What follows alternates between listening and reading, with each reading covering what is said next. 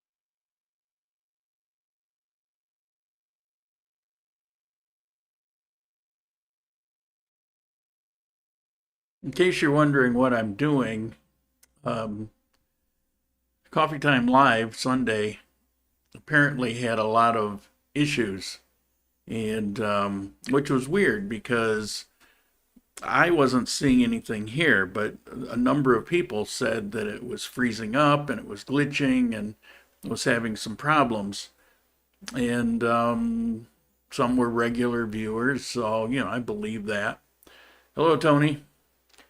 So I around the 24-minute mark, I had enough information gathered and just ended it, thinking that nobody was on. I think somebody even told me it had frozen. But then when I replayed it, watched it on YouTube, everything looked fine. So now here I am. I just tried another platform that we may go to in the future, but I'm looking here. I've got no drop frames and everything's in the green. It's looking pretty good. So I don't know. I don't know what to think. It was a shame that it cut short Sunday because it was kind of a cliffhanger. Looks fine now. It's coming across okay. No glitches. It looks like the video quality isn't as good as it was Sunday. I'm not sure what that's about. Maybe my color settings. I see yellow, like I'm jaundiced. I don't know. Well, as long as you're here, if you got any questions, feel free. I've got to sit here for probably, let me look, about another 10 minutes. It's a shame. I don't know any other way to do this. I actually can view this on another monitor, but it really needs to go through the system through YouTube, come out the other end in order for me to figure out when there's issues. So that's what I'm doing.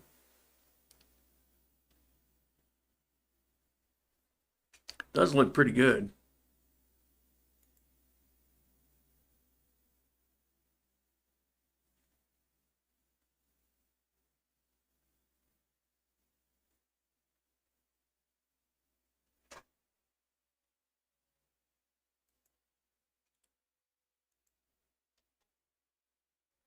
Looks and sounds like pro level quality, real clear.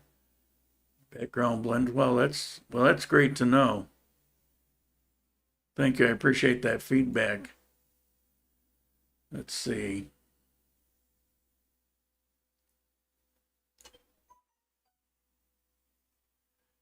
Yeah, I wish I knew what was going on Sunday. When I checked everything out afterwards, video feed is fine, no issues.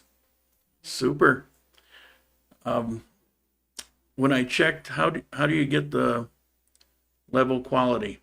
Well, it's in your settings. I'm using OBS, and you've got a lot of manual settings, and I just set it to high definition. I don't do 4K, because YouTube doesn't really do 4K well anyway.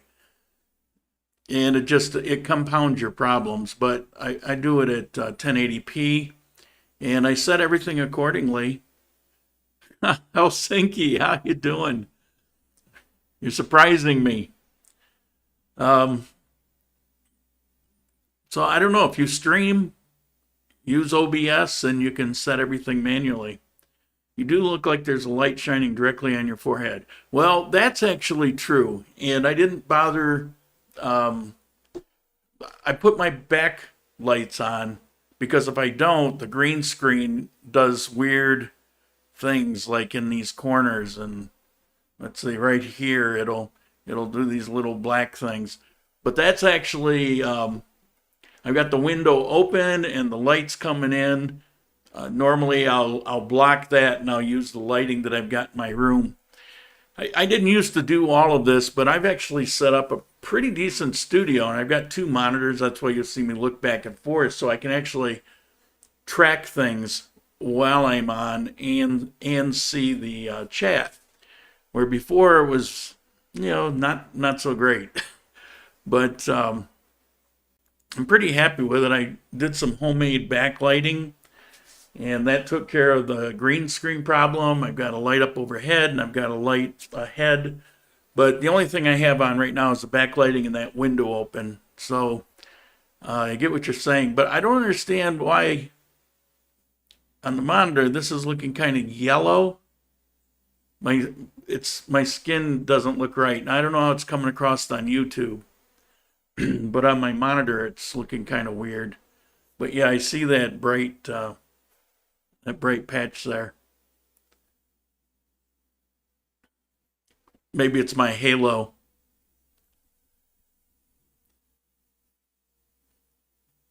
Well, as long as you're on, if you got any questions, feel free. I know a lot of people were wondering what's going on in Colombia and thinking it's a disaster. I can tell you that we're all filled up with gasoline. The only thing that I found, I haven't been out today. I've been busy working on this. Looks natural to you. Well, okay. Is yesterday I spent much of the day out and around, and the only thing I found, I was checking in various stores and things and asking, is it seemed like we've still got a lettuce shortage. Well, I'll get over that, but it may even be there today. None of these things will be very long, but the road closing was not the government closing. It was the protesters, and the semi-trucks and the taxis were also involved in that.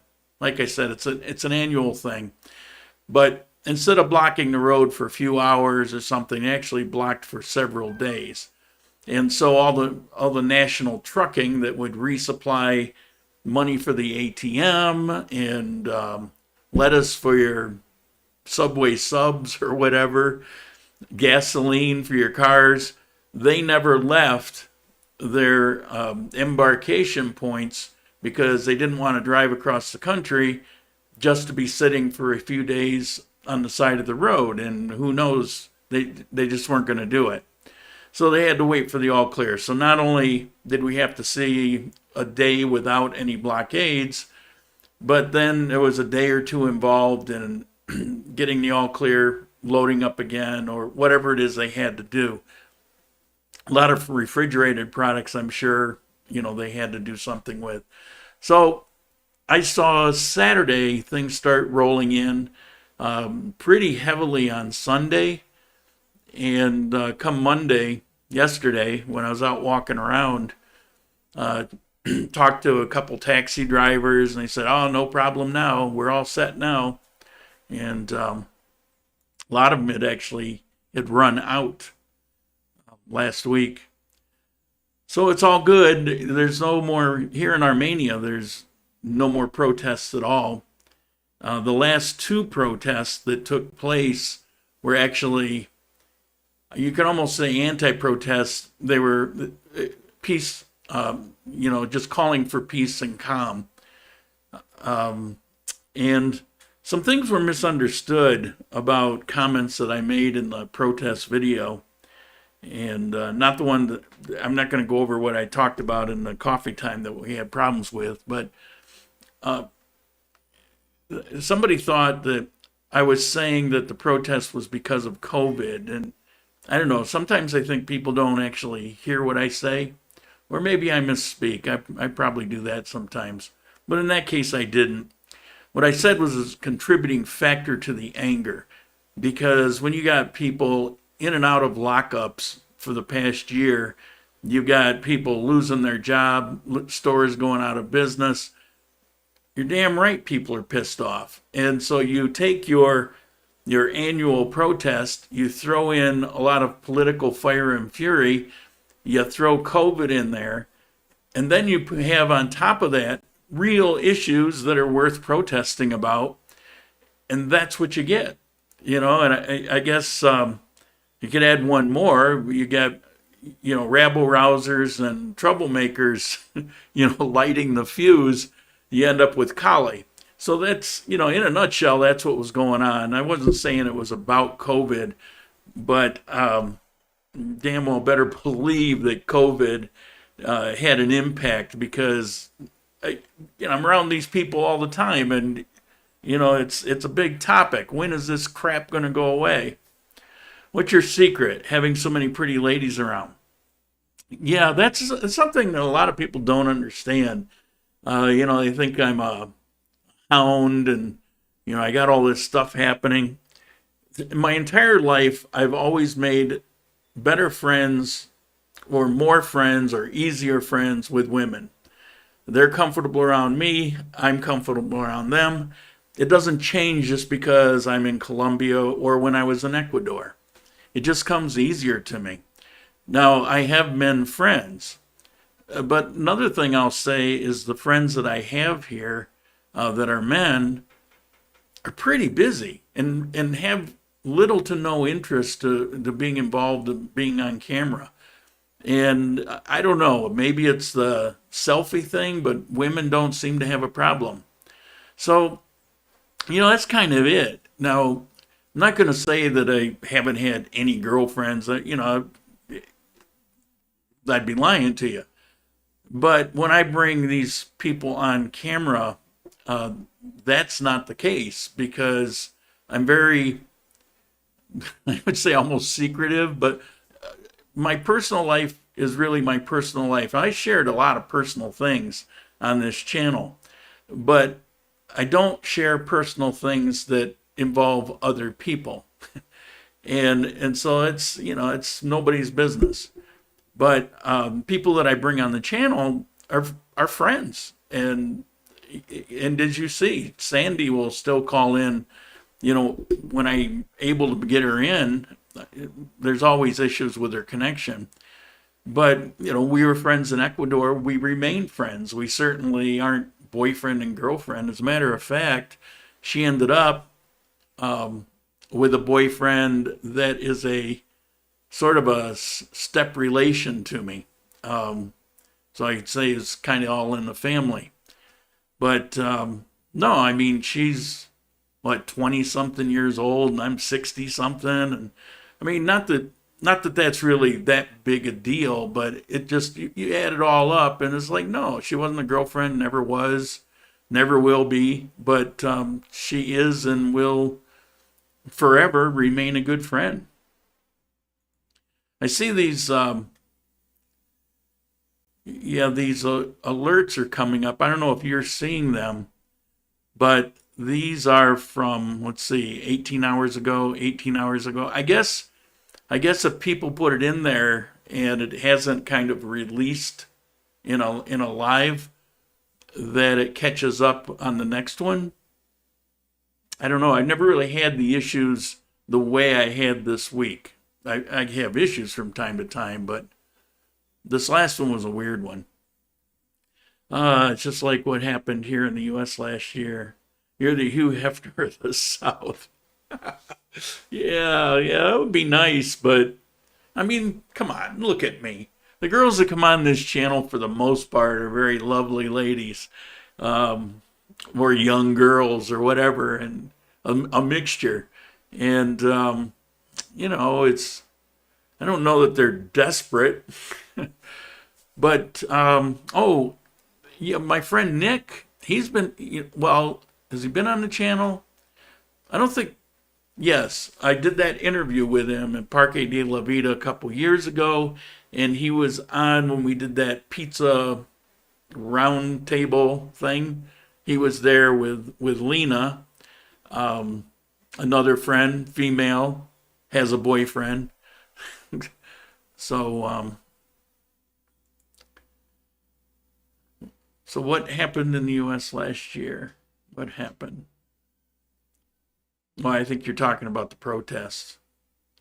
Well, it's been happening. That's been happening all year long.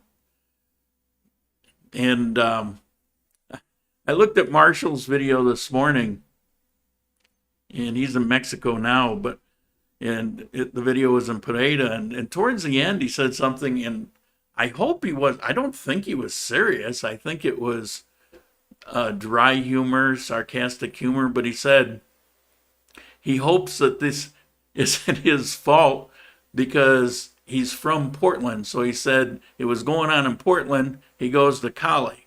Cali bursts into flames while he's there. So then he leaves Cali, he goes to Pereira.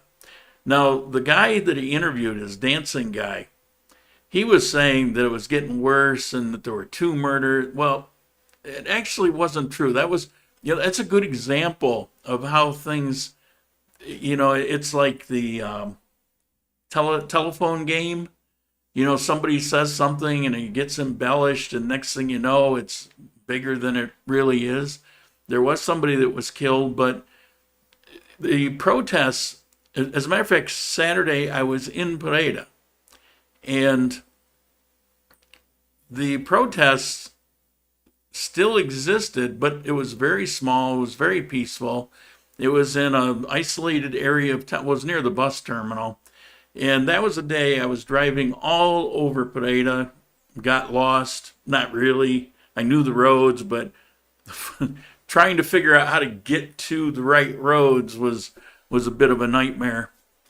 In most of the town, it's not like that, but the part I was in, the airport side of town, it can be yeah, it threw me for a loop. So so I was all over Pereira, and didn't just see Central. I saw all of it, and there wasn't a single road that was blocked. This was Saturday, and the guy was saying that the roads were still blocked. Now I know that Marshall's videos are several days behind, but that was that had to have been pretty close to Saturday, if not Saturday. A party line telephone.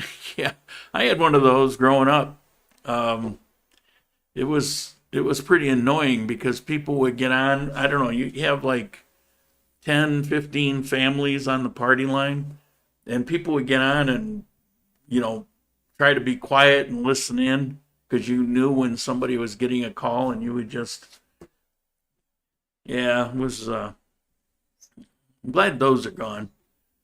Oh, I guess maybe that was the original social media. Charles, I just noticed who wrote that. How you doing, Charles? Nice to see you. I see you're awake this time of day. He never seems to make coffee time because I don't know.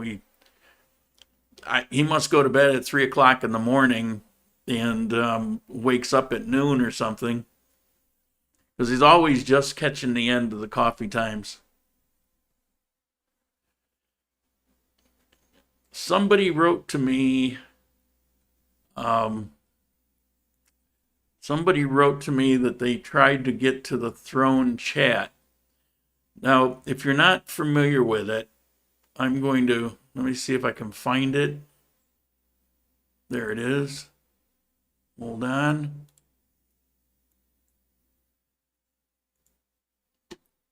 I'm trying to put something together for the future. And the only way some of these things work out is if people give it a shot and see how it goes. so that I know how to work it, how to manipulate it, how to make it work for us. So I'm going to put this link up, and if you have a there, Tommy Adams, I saw you for a brief moment. That was when I was doing the Odyssey. I saw you for a brief moment, had to create an account, so I did not get to respond.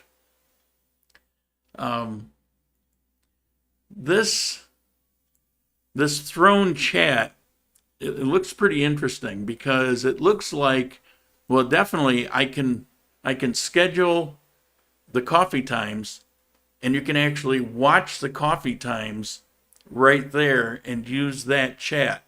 There's some advantages to that chat. You can post pictures, you can post video clips. So if you want to say, well, hey, I took a picture of such and such, you can actually post it there. And while I'm on coffee time, I can actually look at it and see what it is you're talking about. That's just one of the features. It's more of an expanded chat, and it's intriguing. It seems interesting. No, I always miss coffee time. I know, you're always telling me.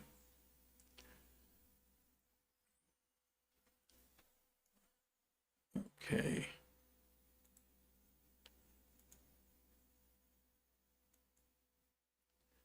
All right, while I'm on here, let's see if we run the time. Yeah, I've actually run this long enough to get the information that I'm going to need. But as long as I'm here, if you guys have any questions before I go, before I sign out, I'd be happy to take it. No, I'm as ugly as he. Gee, thanks.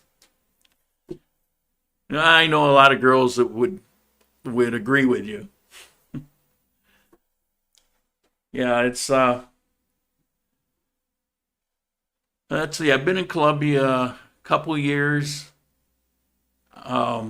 For a while, I couldn't really go out. Even the dating video, I had them come to my building. I mean, how pathetic is that? Yeah, let's meet up. Come to my building. Because there was a cafe on the first floor, and I could go in there, and the people liked me, and I could get a cup of coffee, and we would go Dutch treat because for about 4 months, I was flat broke and worried about rent. I'd bought some Goodwill, so he gave me a little extension. I was living on a big bag of rice for a while. I mean, I'm not trying to cry you a river. That was history, and I'm over it now and doing okay. But something happened, and it just kind of threw me for a loop. But it was the same time that I was in the midst of the couple months research for the dating video and those dates that I went on, 62 of them, and those dates were all in at my building. Some didn't want to come. I said, well, okay, so there were more than what I actually met with, and some of those to this day remain friends. I've got a number of friends out of that, and it's been pretty cool. Did you receive the email from me about any people that take care of the whole resident visa process? The visa people. I don't remember seeing that email. It doesn't ring a bell. I'll check my spam folder. Maybe I blocked you. I don't. No, I wouldn't do that. But it's pretty simple. There's a guy here right now. He came here, stayed in my my guest bedroom for 3 days. He did that whole package thing. Worked out great for him. Worked out great for me. That's part of why. Well, that's why I was in Pereira. Plus, I need to make a run to PriceSmart, so I added that in. But I took him to the visa office. Now, he came somewhat prepared. It turned out he didn't have his photos. He didn't have that small list of 4 things that he needed for a retirement visa. So I walked him over to, it was about a block and a half away where they take the photos. We took the photos, had to wait 5 minutes, got them, went back.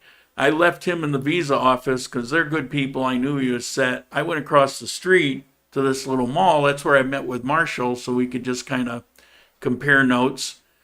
And he was out of there in about 45 minutes, all set. The only thing he needed was the address and his phone number. He didn't get a phone SIM yet, and he hadn't rented a place yet. Now, an update on that. He checked out the apartment. He loves it. The terms are awesome. I don't know if he even realizes what I was able to do for him. Not only in this new building, brand new, open just for weeks. It's 18-story, beautiful spot right next to Parque Fundadores. But I got it for him for $900,000 with 1 month and no cosigner. 1 month deposit, but no cosigner, without a cedula. Now, some people will tell you that's impossible. It's not going to happen. But if you know how to do things and you know the right people, you can make this happen. And I did it for the person prior to that too. I know, get him in touch with the right people that will do this. So, he's actually signing the lease today or tomorrow.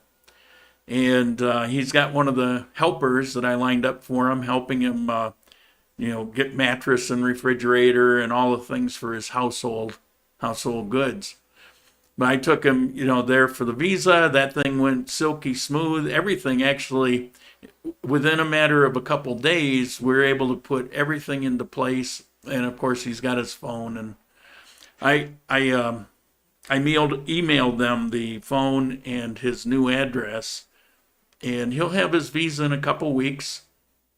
And then he just walks down to the location where they do the cedula. They'll take his fingerprint and his picture and tell him to return 2, 3, 4 days, and it'll be done. It's done right in that office. And then he's good to go. I do notice the ladies in Colombia are more interested in what the real person is like. Oh, man, here. That's, again, if you're in Medellin, you're going to go to Medellin.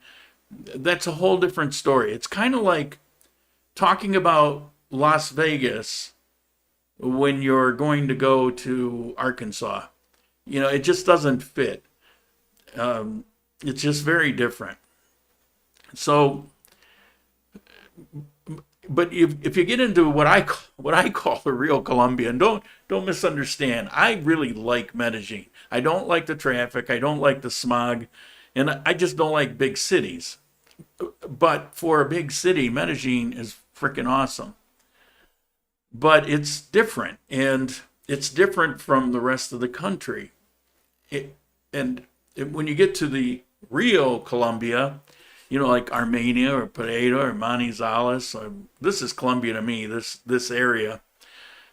That's what they care about. And your looks and your age and your financial situation and all of those things really are not the priority for many people. Now, I did mention that I've had a couple girlfriends here. And in both cases, I met them back around the time when I was really penny pinching. It didn't matter. It just wasn't on their radar. They weren't looking for sugar daddy, which is a damn good thing because I couldn't even afford the sugar. And maybe I could have done the daddy thing, but that was about it. So yeah, you're right.